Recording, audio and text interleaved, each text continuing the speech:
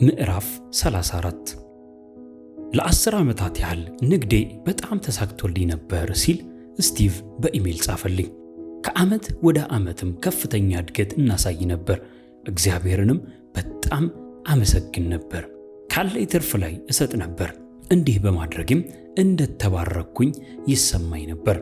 ነገር ግን ባለፉት 3 ዓመታት ሲል አብራራ፣ በሕይወቴም ሆነ በንግዴ ውስጥ ነገሮች መልክ ቀየሩ። በቅርቡ ልጃችንን አጣን። ያ ሁኔታ እጅግ አሰቃቂ ወይም ልብ ሰባሪ ነበር። በዚህም ምክንያት ትዳሬ ከቀን ወደ ቀን እየሻከረ መጣ። አሁን በምክር ላይ ነን ወይም ካውንስሊንግ። በላዩ ላይ ደግሞ አሁን ንግዴ እየተዳከመ ነው። ይህን ነገር ራሴው ጠርቼው ይሆን ወይስ እግዚአብሔር ምን ሊነግረኝ ፈልጎ ይሆን ብዬ ራሴን ጠይቃለሁ። ከንግግሩ መረዳት እንደሚቻለው ስቲቭ የሚገጥሙት ሁኔታዎች የእርሱ ጥፋት ስለመሆናቸው ራሱን ይጠይቅ ነበር። ምናልባት እግዚአብሔር ትኩረቱን ለመሳብ እየሞከረ ይሆን ወይስ እግዚአብሔር ላደረገው አንድ ነገር እየቀጠው ይሆን? ሁላችንም ብንሆን ይህንን አድርገነዋል። አሁን ባለንበት ሁኔታና ባለፈው በሰራነው ኃጢአት መካከል ግንኙነት ለመፍጠር ወይም ነጥቦችን ለማያያዝ ሞክረናል። እግዚአብሔር ምን ሊነግረን እየሞከረ እንደሆነ ለመተርጎም ሁኔታዎቻችንን ተመልክተናል። እርግጥ ነው ለአንዳንድ ምርጫዎቻችን ግልጽ የሆኑ ምድራዊ መዘዞች ሊኖሩ ይችላሉ። ነገር ግን እግዚአብሔር ስለ እኛ ምን እንደሚያስብ ለማወቅ ምልክቶችን ለማንበብ ስንሞክር በጣም መጠንቀቅ አለብን። ከእግዚአብሔር ፈቃድ ወጥቻለሁ፣ እግዚአብሔር ተቆጥቶብኛል፣ ላደረግኩት ነገር አሁን አሳልፎ እየሰጠኝ ይሆን እያለን እናስባለን። እንዲህ ብሎ ማሰብና እግዚአብሔር ባንተ ላይ ከቶ እንደማይቆጣ ሮሜ 5:9 የሚነግረውን እውነት መዘንጋት ቀላል ነው። ስለ ኃጢአትህ ከእግዚአብሔር ዘንድ የሚመጣ ኩነኔም ሆነ ቅጣት እንደሌለ በቀላሉ ትረሳ ይሆናል። ነገር ግን እውነታው አሁንም እንደ ጸና ነው። እግዚአብሔር ሁልጊዜም ካንተ ጎንና ለአንተ ጥበቃ የሚቆምልህ ነው። በምድራዊው ዓለም በተለያዩ መከራዎች ቢመጣብህም የእነዚያ መከራዎች ምንጭ ግን እግዚአብሔር አይደለም። እርሱ ትምህርት ሊሰጥህ ብሎ አደጋን አይወረውርብህም። የኢየሱስ በመስቀል ላይ ሞት ለኃጢአትህ የተከፈለ ሙሉ ቅጣት ነው። ስለዚህ ክርስቲያናዊ ካርማ ወይም የሰራኸው ክፋት ተመልሶ ይመጣብሃል የሚል ከእግዚአብሔር ዘንድ ይመጣል የሚለውን አስተሳሰብ እርግፍ አድርገህ ተወው። እግዚአብሔር አንተን ለማጥቃት አያደባብህም። እግዚአብሔር ቸር እንደሆነ ቅመሱና እዩ ይላል መዝሙር 34:8 ላይ። መጥፎ ነገሮች ሲከሰቱ እግዚአብሔር ትቶሃል ወይም ጥሎሃል ማለት አይደለም። ይልቁንም በወደቀ ዓለም ውስጥ እየኖርክ ነው ማለት ነው። መጥፎ ነገሮች ሲከሰቱ እግዚአብሔር ግድ አይለውም ወይም አይንከባከበኝም ማለት አይደለም። ትርጉሙ በቀላሉ እግዚአብሔር ቸር ነው፣ ዓለም ግን ቸር አይደለችም ማለት ነው። በእነዚያ ጊዜያት እግዚአብሔርን በመከራ ውስጥ አማካሪ ወይም አጽናኝህ እንደሆነ ልታውቀው ትችላለህ። እርሱ ለመከራው መንስኤ አይደለም። ምድራዊው ዓለም ጥቃት ይሰነዝርብሃል፣ ክርስቶስ ግን በውስጥህ ይሰራል። በሁለቱ መካከል ትልቅ ልዩነት አለ። አናንያና ሰጲራ። በሐዋርያት ሥራ ምዕራፍ 5 ላይ ሐናንያና ሰጲራ የተባሉ ባልና ሚስት ለቤተ ክርስቲያን ስለሰጡት የገንዘብ መጠን ይዋሻሉ። ቀጥሎ የምታውቀው ነገር ቢኖር ሁለቱም ሞተው መገኘታቸውን ነው። ምናልባት አንተም በእግዚአብሔር ላይ ኃጢአት ከሠራህ እንደ ሐናንያና ሰጲራ በድንገት ሊያስወግድህ ወይም ሊገልህ ይችላል የሚል ትምህርት ሰምተህ ይሆናል። የሚገርመው ግን የመጽሐፍ ቅዱስ ክፍሉ እግዚአብሔር ገደላቸው አይልም። የሚለው ወደቁና ሞቱ ብቻ ነው። ከዚያ በላይ መሄድ ወይም ማለትም እግዚአብሔር እንደገደላቸው አድርጎ መደምደም በጽሑፍ ውስጥ የሌለን ነገር እንደተጻፈ አድርጎ መተርጎም ነው። በቅርቡ የወጣ አንድ ዜና በምስራቃዊ የባህር ጠረፍ ስለሚኖር አንድ ፓስተር ይተርካል። ይህ ፓስተር የፈጸመው ምንዝር በተደረሰበት ወይም በታወቀበት ጊዜ በቤተ ክርስቲያን ስብሰባ ላይ ወድቆ በልብ ድካም ሕይወቱ አልፏል። ሐናንያና ሰጲራም ውሸታቸው በታወቀ ጊዜ የደረሰባቸው ተመሳሳይ ዕጣ ሊሆን ይችላል። ሁኔታው እንዲህ ነው ወይም እንዲያ ነው ብለን በእርግጠኝነት መናገር አንችልም። ከዚህ ሁሉ በላይ ግን መጽሐፍ ቅዱስ እነርሱ ወይም ሐናንያና ሰጲራ አማኞች ነበሩ ብሎ ከቶ እንደማይናገር ልብ ልንል ይገባል። እንዲያውም ሰይጣን ልባቸውን እንደሞላው ይናገራል። ይህም አማኞች እንዳልነበሩ ጥሩ ማስረጃ ነው። ሰይጣን የአማኝን ልብ ሊሞላ አይችልም። እኛ አዲስና ታዛዥ ልብ አለን። ሮሜ 6 ከቁጥር 17 በእግዚአብሔር መንፈስ ታትመናል። ኤፌሶን 4 ቁጥር 30 ክፉም ሊነካን አይችልም። አንደኛ ዮሐንስ 5 ከቁጥር 18 የሐዋርያት ሥራ የታሪክ መጽሐፍ እንጂ የትምህርተ መለኮት ወይም ዶክትሪን መጽሐፍ አይደለም። በሐዋርያት ሥራ መጽሐፍ ላይ በመጀመሪያዎቹ አማኞች ላይ የእሳት ልሳኖች ወርደውባቸዋል። ይህ የታሪክ እውነት እንጂ ትምህርተ መለኮት አይደለም። በሌላ አነጋገር በእኛ ላይ የእሳት ልሳን ስላልወረደ ብቻ በትክክል አልዳንም ብለን መደምደም የለብንም። በሐዋርያት ሥራ መጽሐፍ ውስጥ አንድ ጊዜ ተከስቷል። ይህም ታሪክ ያደርገዋል እንጂ ትምህርት ወይም ዶክትሪን አያደርገውም። በተመሳሳይ ሁኔታ በሐዋርያት ሥራ መጽሐፍ ውስጥ አንድ ጊዜ ባልና ሚስት ወድቀው መሞታቸው ከዋሸህ እግዚአብሔር ይገድልሃል የሚል ትምህርት እንድንቀርጽ አያደርገንም። ይህ እውነት ቢሆን ኖሮ በየቦታው ያሉ የቤተ ክርስቲያን ሕንፃዎች በሬሳዎች በተሞሉ ነበር። የኃጢአት መዘዝ በስበት ሕግ ወይም ሎ ኦፍ ግራቪቲ መሠረት ወደ ላይ የወጣ ማንኛውም ነገር ወደ ታች መውረዱ አይቀሬ ነው።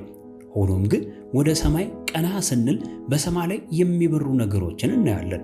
ወፎች፣ ነፍሳትና አውሮፕላኖች በአይን ሲታዩ ቢያንስ ለተወሰነ ጊዜ የስበትን ሕግ የሻሩ ወይም የበለጡት ይመስላሉ። መጽሐፍ ቅዱስ ስለ ኃጢአትና ስለ ሞት ሕግ ሮሜ 8 ከቁጥር 1 እስከ 2 ይናገራል። ይህም በጣም ግልጽ ነው።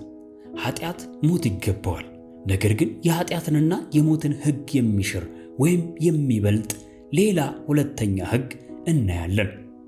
በክርስቶስ ኢየሱስ ያለው የሕይወት መንፈስ ሕግ ከኃጢአትና ከሞት ሕግ አርነት አውጥቶኛልና ይላል ሮሜ 8 ቁጥር 2 ላይ።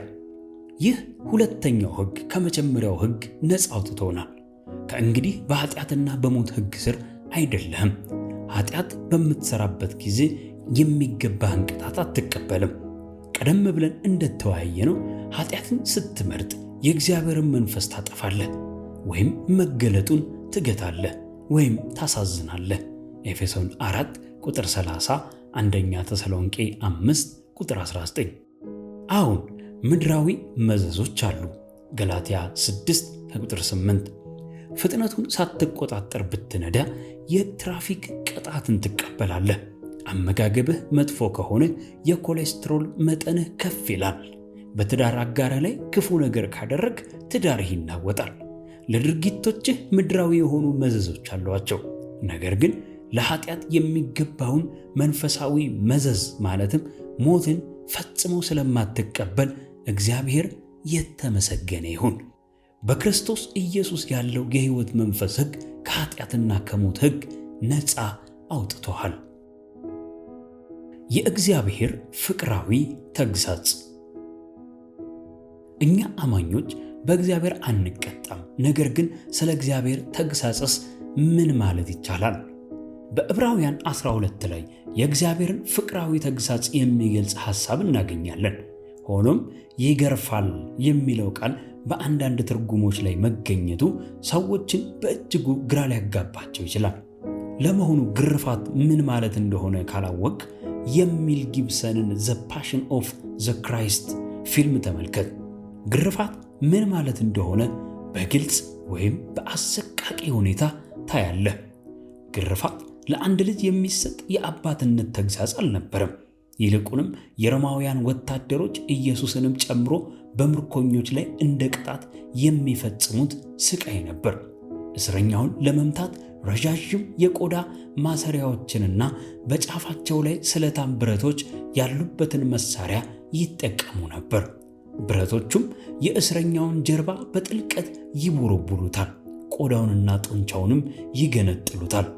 ይህም እስረኛውን ለከፍተኛ ጉዳት አልፎ ተርፎም ለሞት ይዳርገው ነበር።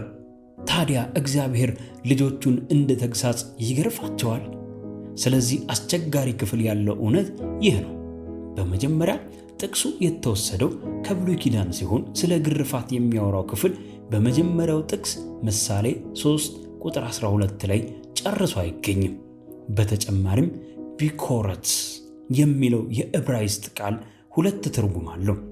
መግረፍ ወይም መርምሮ ማወቅ ወይም መጠየቅ ተብሎ ሊተረጎም ይችላል።